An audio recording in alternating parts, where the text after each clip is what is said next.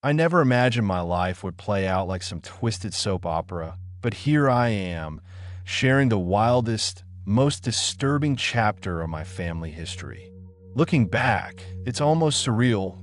The jealousy, the manipulation, the betrayal, and the ultimate fallout.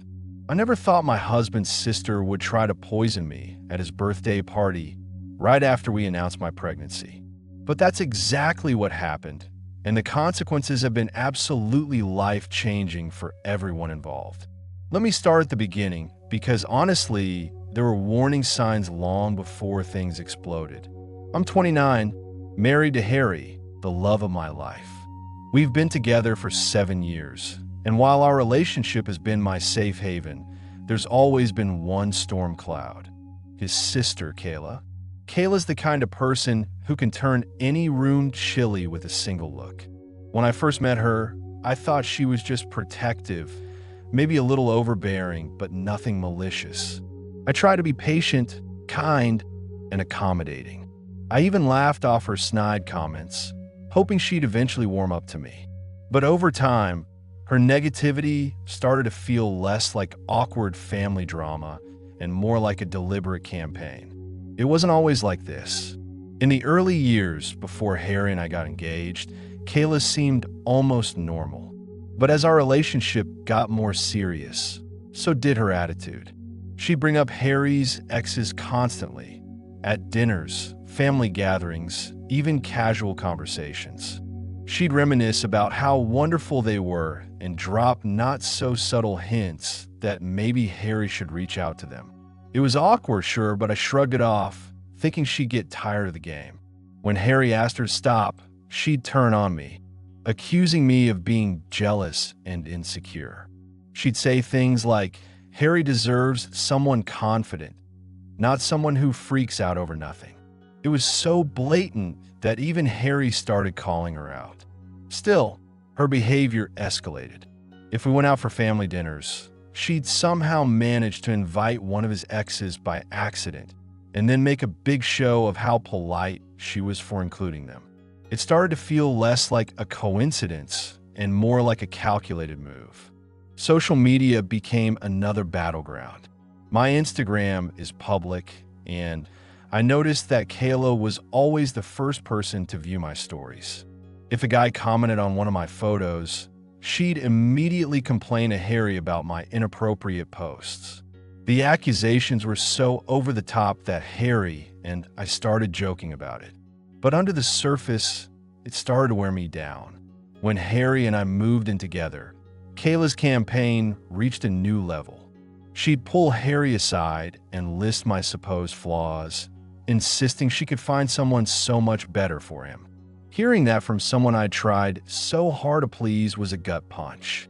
I'd never done anything to hurt her, but somehow that didn't matter. Things truly hit a boiling point when we got engaged. We threw a little party to celebrate, and as everyone congratulated us, Kayla sat there, stone-faced. Then, without a word, she got up and left. Later, she called Harry sobbing, furious that we hadn't told her about the engagement privately first. She said she deserved to be the first to know, not just another guest at the party. That night, I received a message from her that could only be described as possessive and vaguely threatening. She told me to be a good wife to her brother, reminding me that she'd always been the only woman in his life. It was so bizarre that I didn't even respond. From that point on, Kayla basically ignored me in person. But weirdly, she remained involved in every single wedding event. Dress shopping? She was there criticizing every choice I made. Bridal shower? She showed up and made snarky comments about the decorations. Even my mother-in-law and Harry couldn't believe how outspoken she was about her disapproval, but nothing seemed to stop her. One day, while discussing wedding centerpieces with my future mother-in-law, Kayla overheard and launched into a tirade about my lack of class. She said she'd always wanted Harry to marry someone better. That was my breaking point. I lost it and told her I couldn't take her attacks anymore. She was officially uninvited from the wedding. Kayla was floored. She gasped like she couldn't believe I'd finally stood up to her. Even my mother-in-law was furious with her and backed me up.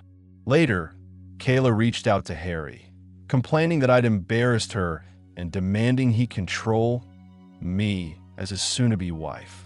Harry stood firm. He said if she couldn't apologize, she wouldn't be at our wedding. Eventually, she sent me a heartfelt apology, but I left it on read. I was exhausted and honestly just wanted her out of my life. In the end, she did show up at our wedding. I didn't want her bad-mouthing us to the rest of the family, so I relented. We had a pink and pastel theme.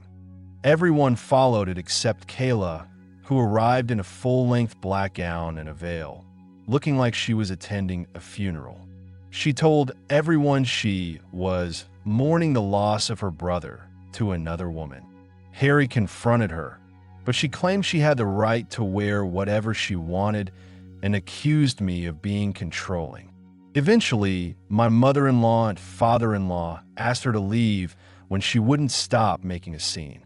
After that, I avoided her entirely. When I gave birth to our son, Nate, I refused to let Kayla near him. She fought it, but Harry and his parents supported my decision. They knew exactly why I wanted to keep her away. A couple of years ago, Kayla had a miscarriage with her then-boyfriend, Jamie. It was heartbreaking, and both Harry and I felt genuine sympathy for her. We tried to be more forgiving and invited her over to bond with Nate, hoping maybe motherhood would soften her. For a while, she seemed sweeter to Nate, but old habits die hard. Soon, she was back to her usual self, complaining about how her life was a mess, blaming everyone else for her problems, and constantly playing the victim. It became clear that in Kayla's world, she was never at fault for anything. She'd get into arguments, twist the facts, and somehow always end up the wrong party. Eventually, she decided to get married to Jamie and invited everyone except us. Harry was surprised, given that we'd tried to mend things. When we asked why, she claimed she couldn't trust me not to upstage her wedding, referencing the time she wore black to ours as proof. I was livid. I'd never done anything to sabotage her. Harry told his parents, and together, they decided not to pay for her wedding or attend. Kayla was devastated, blaming me for the whole fiasco. Harry pointed out that she'd admitted her own mistake, so she had no right to act like the victim. Kayla tried to justify herself, saying our wedding was ages ago and I should just get over it. When her parents continued to refuse to pay, Kayla reached out to apologize and beg for forgiveness. I hate to admit it, but Kayla could be incredibly charming when she wants something. I forgave her, hoping to finally move on. Her wedding went smoothly, and for a little while, things seemed better. But not even 6 months later, Kayla was at our doorstep, complaining about her marriage falling apart.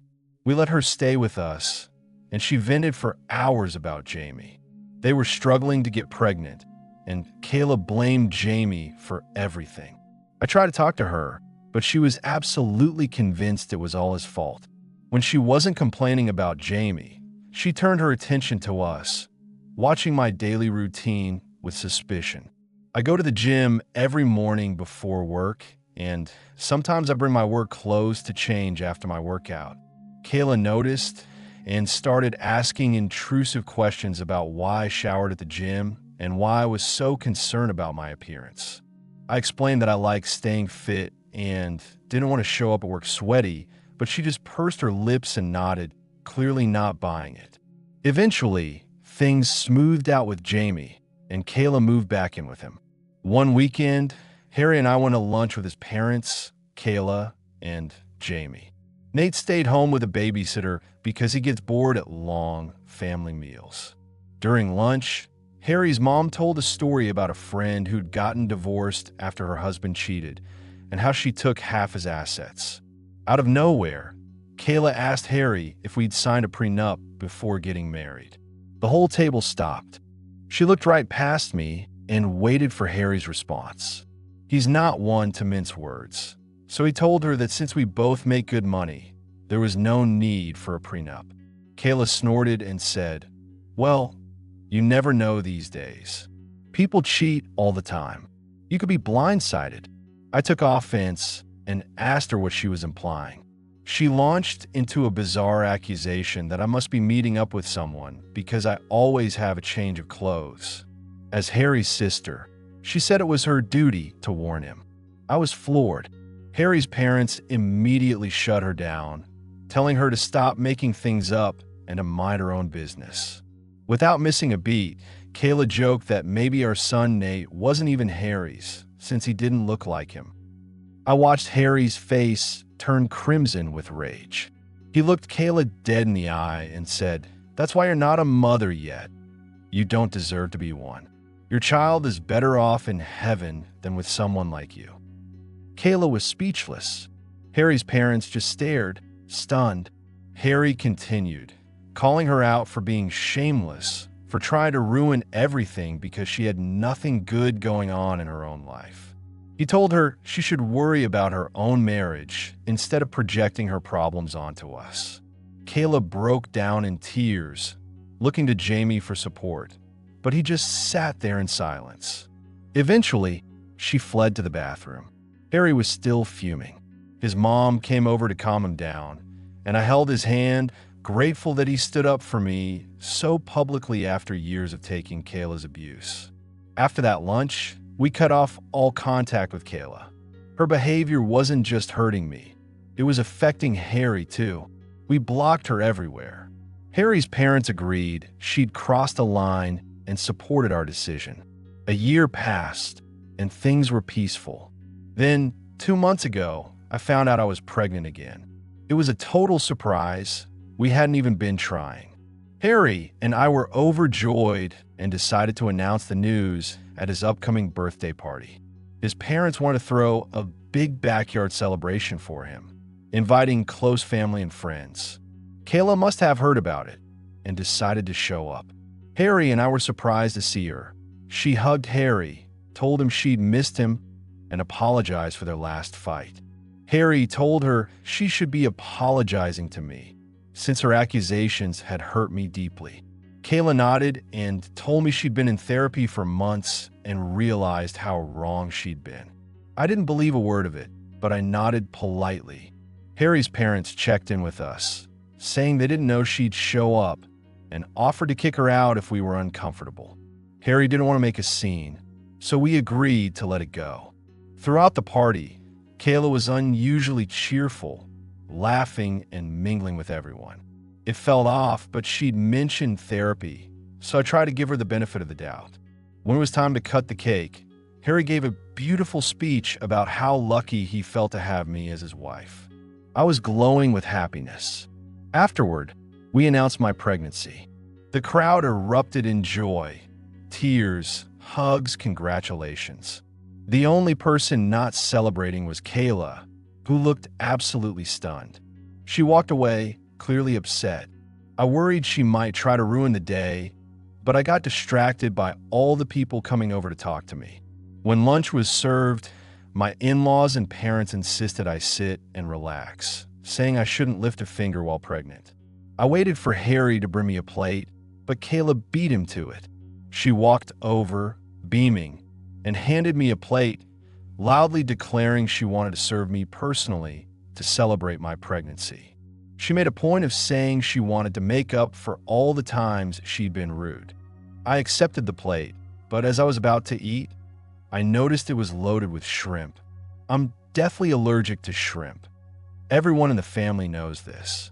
I was stunned that Kayla would serve me something so dangerous. Disappointed, I got up to get my own food. Jamie came over to congratulate me and noticed I wasn't eating. I explained that Kayla had accidentally given me shrimp, and Jamie offered to take the plate since he loves shrimp. Relieved, I handed it over and went to grab something safe for myself. Not even 5 minutes later, Jamie started vomiting violently. The room froze as everyone turned to look at him. He stumbled from his seat, clutching his throat. Harry and Kayla rushed to help.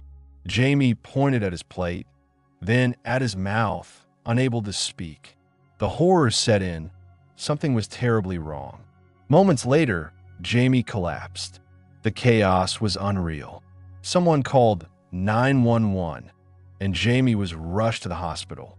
Kayla was hysterical, crying and glaring at me. Later, the doctors informed us that Jamie had been poisoned. I almost fainted when I heard it. The plate had originally been meant for me. Whatever was in that food could have killed me and my unborn baby.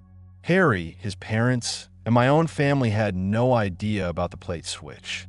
The police took the food as evidence, and everyone was in shock. I was terrified, not just for Jamie, but for myself and my kids. Kayla had shown she was capable of anything. That night, I agonized over whether to tell everyone the truth that the poison plate was meant for me. I felt guilty for giving it to Jamie, terrified for his life, and scared about what Kayla might do next. I finally decided I had to come clean, no matter the consequences. I sat down with Harry, his parents, and my own, and told them everything. The reaction was intense. Shock, anger, disbelief. My mother-in-law immediately suggested checking the security cameras. There were plenty of them around the house, and the party was in their backyard. We reviewed the footage, and there was Kayla handing me the plate, me passing it to Jamie, the aftermath. The evidence was undeniable. Harry was furious. His parents were devastated. I was numb. It was clear that Kayla had deliberately tried to harm me. My in-laws decided to turn the footage over to the police. Harry and his dad planned to visit Jamie once he recovered, since he'd be the one to press charges. The guilt ate at me. If I hadn't given Jamie my plate, he wouldn't be fighting for his life. I lost sleep, couldn't eat, and cried constantly. My pregnancy felt overshadowed by dread. A month passed. The police reviewed the camera footage and arrested Kayla.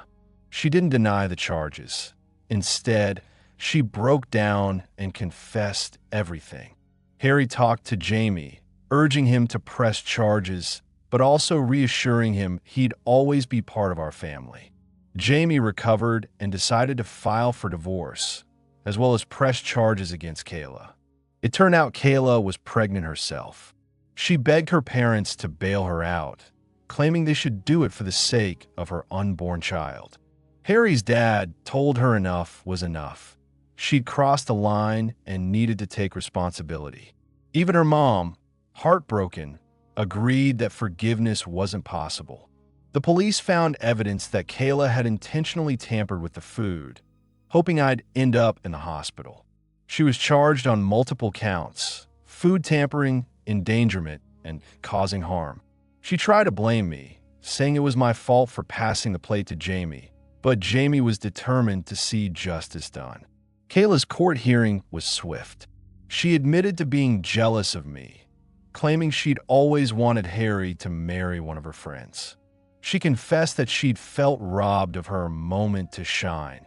When we announced our pregnancy at Harry's party, she planned to announce her own, but felt upstaged. She blamed her pregnancy hormones for her actions, insisting she never meant for anyone to get seriously hurt. The judge didn't buy it. Kayla was found guilty and sentenced to prison. Jamie finalized the divorce and, thankfully, has been doing well since. We've kept him close, inviting him to family gatherings and making sure he knows he's still loved. As for me, Harry, and Nate, we welcomed a beautiful baby girl a few months after everything went down.